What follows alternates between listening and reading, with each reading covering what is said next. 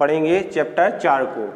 तो जो अध्याय 4 है उसका नाम है दो चर वाले रैखिक समीकरण। ठीक, तो अध्याय 4 का हम अध्ययन करेंगे। चैप्टर हम 3 को बाद में पढ़ेंगे, इसके पहले हम अध्याय 4 को शुरू करेंगे। तो इसका नाम है दो चर वाले रैखिक समीकरण। ठीक, तो हमने एक चर वाले रैखिक समीकरण और दो चर वाले रैखिक समीकरण क्या होते हैं उनके बारे में जाना। एक बार फिर से बताएं आपको कि जिसमें जैसे 3x प्लस वाई, इसमें अगर x और y दोनों चर हैं तो ये दो चर वाला क्या होगा, रैखिक समीकरण होगा। ठीक, यदि इसमें ऐसा लिखा होता 3x प्लस 2 इक्वल 3, तो इसमें x यानी ये एक चर वाला रैखिक समीकरण है। रैखिक का अर्थ क्या होता है, जिसमें घात एक हो। तो इसमें x के ऊपर कोई घात नहीं है तो इसमें हम एक की घात मान लेंगे। तो जिन चर के ऊपर एक की घात होती है उसे हम रैखिक कहते हैं। ठीक, तो इस प्रकार एक चर वाले और दो चर वाले बहुपद को आप जानते हैं।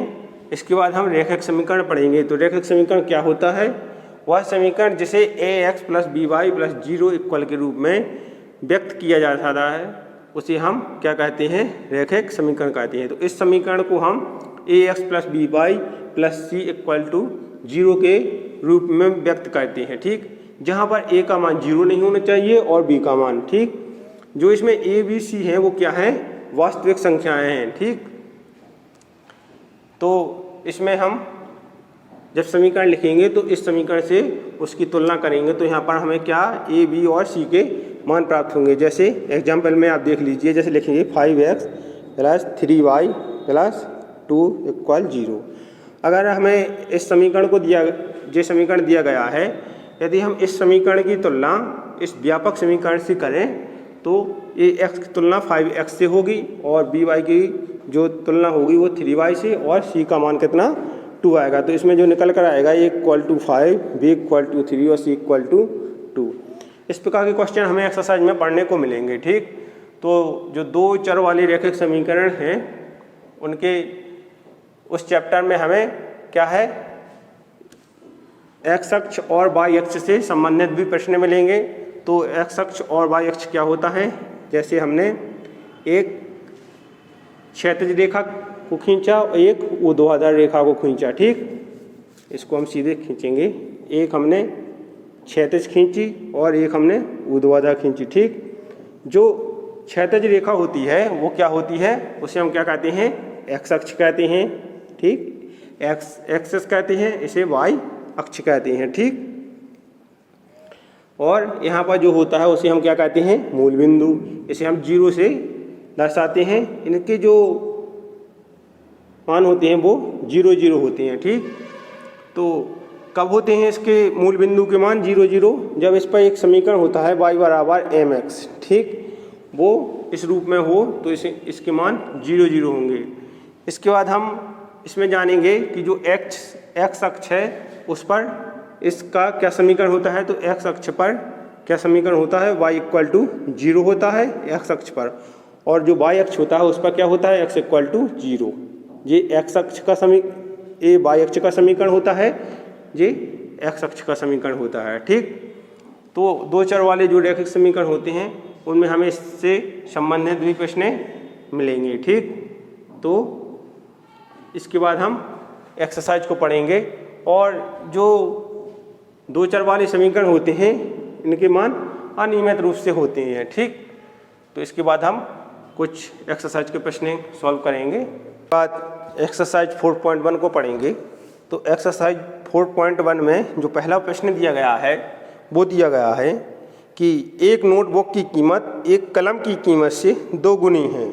इस कथन को निरूपित करने के लिए दो चरों वाला एक रैखिक समीकरण लिखिए। ठीक, तो इसमें इस क्वेश्चन के माध्यम से हमें दो चर वाला एक रैखिक समीकरण बनाना है। ठीक, इस क्वेश्चन में हमें हिंट भी दिया गया है कि नोटबुक की कीमत उसने जो मानी है हिंट में वो x रुपये मानी है और जो कलम की कीमत है वो y रुपये मानी है। तो उसी से संबंध रखते हुए हमने इस क्वेश्चन को सॉल्व किया है। तो इसमें लिखा है कि नोटबुक की कीमत x रुपये और कलम की कीमत y रुपये। ठीक, और जो प्रश्नानुसार उस क्वेश्चन में दिया गया है कि जो नोटबुक की कीमत है वो कितनी है, कलम की कीमत से 2 गुनी है। यानी अगर नोटबुक की कीमत कलम की कीमत से 2 गुनी है तो इसमें लिखेंगे हम नोटबुक की कीमत कितनी मानी थी, x रुपये, तो इसके स्थान पर लिखेंगे x, और जो कलम की कीमत है इसके स्थान पर लिखेंगे y। तो इसका 2 में इसका मल्टीप्लाई होगा तो ये हो जाएगा 2y। जब 2y को इस साइड लाएंगे हम लेफ्ट साइड में तो क्या हो जाएगा, इसका पक्षांतरण हो जाएगा। यहाँ पर ये प्लस का 2y था, यहाँ पर आएगा तो ये माइनस का 2y हो जाएगा। इसके इक्वल में 0 लिख देंगे। ठीक, तो यह एक 2 चर वाला रैखिक समीकरण बन गया है। ठीक, तो क्वेश्चन में हमें यही कहा गया था कि इन दोनों की कीमत के माध्यम से 2 चर वाले एक रैखिक समीकरण बनाइए। तो यहाँ पर x और y 2 चर हैं और रैखिक भी हैं क्योंकि इन पर घात 1 की है। तो है 2 चर वाला एक रैखिक समीकरण x - 2y इक्वल 0 आ गया है।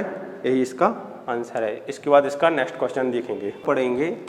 क्वेश्चन नंबर 2 में क्या कहा गया है कि निम्नलिखित रैखिक समीकरणों को ax + by + c = 0 के रूप में व्यक्त करना है। ठीक, तो इसको ax + by + c = 0 के रूप में व्यक्त करना है और प्रत्येक स्थिति में क्या करना है, इनके a, b और c के मान ज्ञात करना है। ठीक, तो इसमें जो है पहला प्रश्न दिया गया है वो दिया गया है 2x + 3y = 9.35। ठीक, तो इसको हम जब सॉल्व करेंगे तो हम लिखेंगे सबसे पहले इसमें क्या दिया है, क्या दिया गया है हमें ये समीकरण दिया गया है 2x + 3y = 9.35।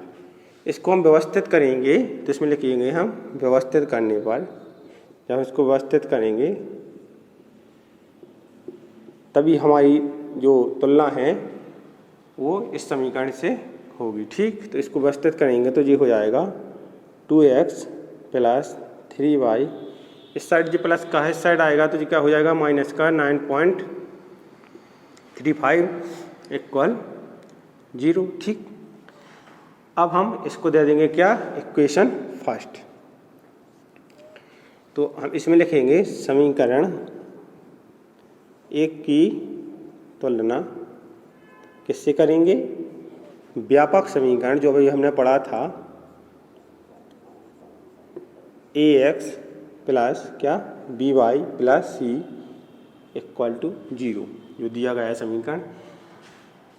तो इसकी तुलना हम इससे करने पर, ठीक, जब हम इसकी तुलना इससे करेंगे इस व्यापक समीकरण से तो क्या प्राप्त होंगे हमें, a, b और c के मान, जो कि हमें क्वेश्चन में पूछा गया है। तो यहाँ पर ax + by + c = 0।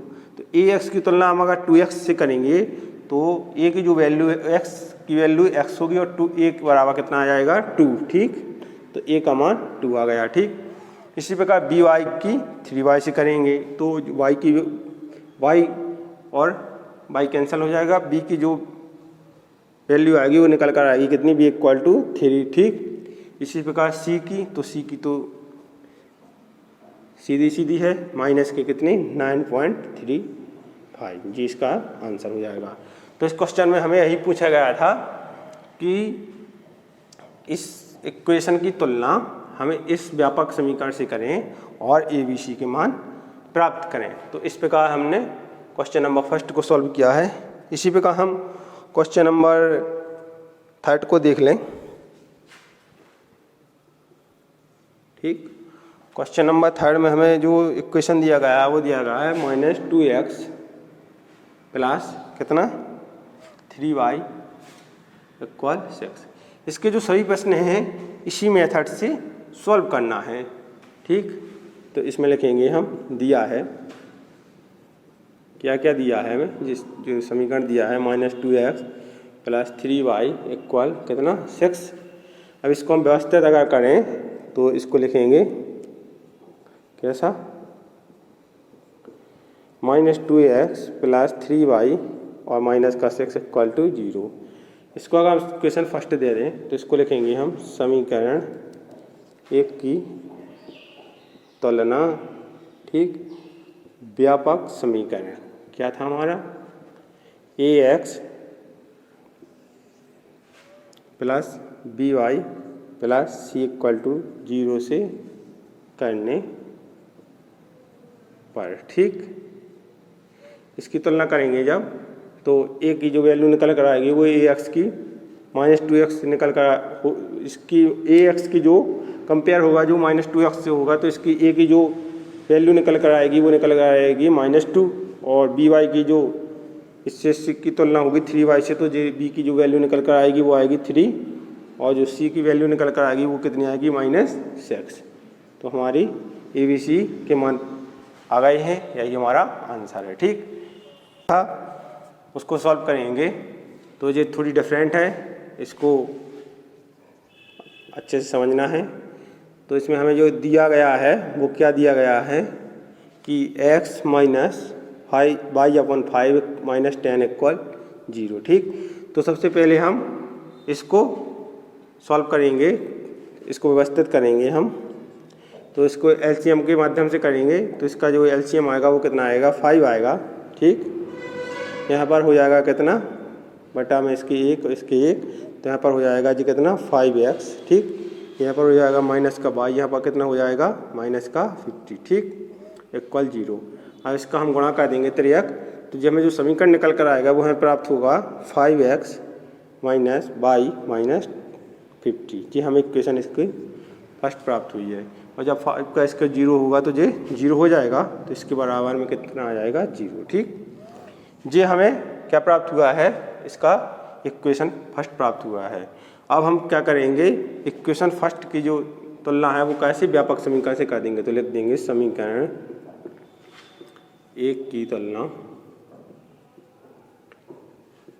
व्यापक समीकरण ax + by + c = 0 से करने पर। ठीक, इसमें जब तुलना करेंगे तो ए 5x की x से होगी, तो a की जो वैल्यू निकल कर आएगी वो आएगी 5, बी वाई की -y से होगी तो कितनी हो जाएगी b = -1, c की इससे कंपेयर होगी तो कितनी आ जाएगी माइनस की कितनी 50। तो जो हमने ए बी सी के मान प्राप्त कर लिए हैं। ठीक, इसके बाद अभी इसके और भी क्वेश्चन बचे हैं। 2 - 5y, इसको हम सॉल्व करेंगे। ठीक, तो इसको हम किस प्रकार से सॉल्व करेंगे, इसमें जो अचर मान है जो c की वैल्यू है उसका मान 0 निकल कर आएगा। ठीक, तो इसमें हम देखेंगे कि जो ए बी सी के मान क्या निकल कर आते हैं। तो इसमें लिखेंगे हम पहले दिया है जो हमें जो समीकरण दिया है 2x = -5y, इसको जब हम व्यवस्थित करेंगे तो हम इसका इस साइड पक्षांतरण करेंगे, तो ये हो जाएगा 2x + का 5y।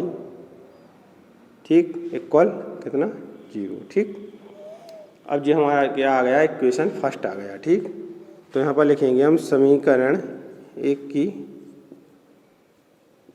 तुलना व्यापक समीकरण ax + by + c = 0 से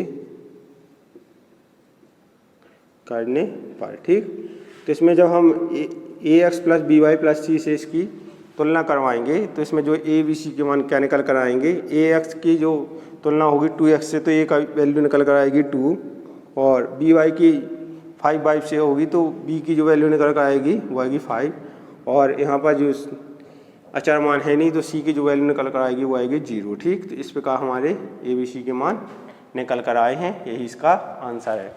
इसके बाद इसका एक क्वेश्चन और देख लेते हैं, 7वें नंबर वाला। इसमें 3 क्वेश्चन बचे हैं, वो आप लोगों को सॉल्व करना है इसी मेथड से। ठीक, तो इसके बाद जो 7वां नंबर है उसमें लिखा है y - 2 = 0। ठीक, तो इसमें भी हमें ए बी सी के मान ज्ञात करना है। ठीक, तो इसको भी इसी मेथड से हम सॉल्व करेंगे। इसमें लिखेंगे हम दिया है,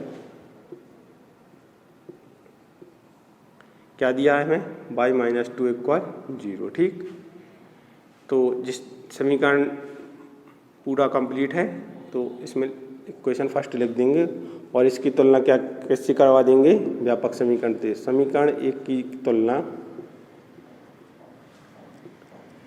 व्यापक समीकरण ax + by + c = 0 से करने पर, ठीक। तो इससे इसकी तुलना करवाएंगे तो यहाँ पर, ठीक, यहाँ पर y माइनस 2 है, ठीक। तो यहाँ पर सिर्फ y की तुलना होगी। a x का इसमें वैल्यू है नहीं, तो इसमें x का जो a का मान जो आएगा वो आएगा 0, और b का निकल कर आएगा कितना 1, और c का जो निकल कर आएगा कितना -2, ठीक। तो इस प्रकार इसकी तुलना हो गई। इसकी तुलना इस प्रकार करवानी है कि अगर यहाँ पर y है तो इसकी तुलना by से होगी, और यहाँ पर अचर पद है तो इसकी c से, और अगर x के साथ कोई वैल्यू है तो उसकी x से। तो इस प्रकार से हमने एक्सरसाइज 4.1 को कंप्लीट कर लिया है, ठीक। तो इसके जो क्वेश्चन बचे हैं अभी 1-2 और, वो आप लोगों को सॉल्व कर लेना है। धन्यवाद।